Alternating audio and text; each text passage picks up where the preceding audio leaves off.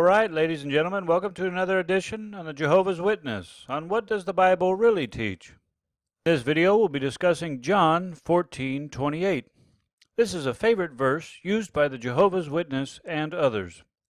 John 14:28 is used in attempts to argue that the doctrine of the Trinity is a false teaching, in hopes to gain converts.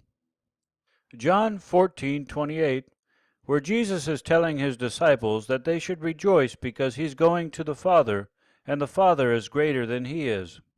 Speak Big Truth here, and after nearly a decade of studying the Bible, logic, philosophy, and learning from the top thinkers from around the world on the subject of religion, in particular Christianity, today I'd like to share my thoughts with you on John 14:28.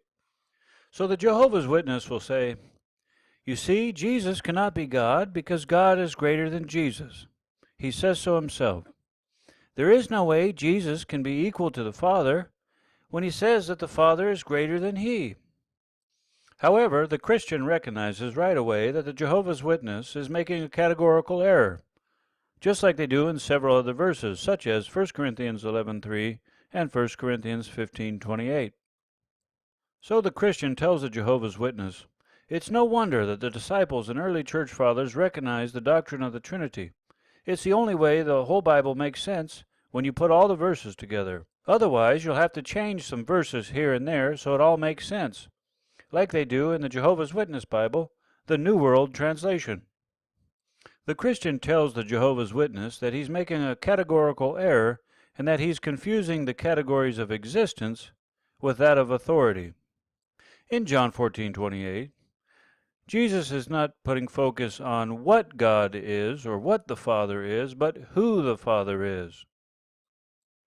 The Father is greater than the Son in authority, in office, and in function. But the Father is equal to the Son in existence, equal in nature, essence, and character. This is what you get when you put all the Scriptures together.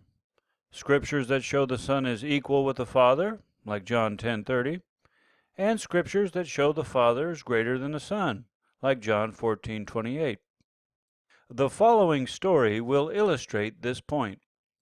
The prince leaves the king and becomes a peasant.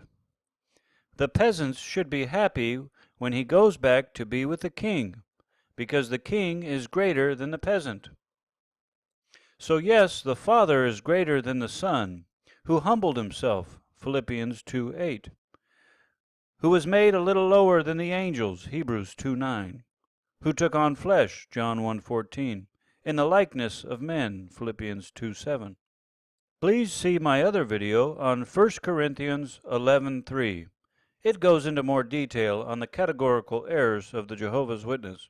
And thank you so much for watching. Please share your Jehovah's Witness experience in the comments. If you have any questions, please don't hesitate to ask, and be sure to check out our other videos. Thank you so much, and have a great day.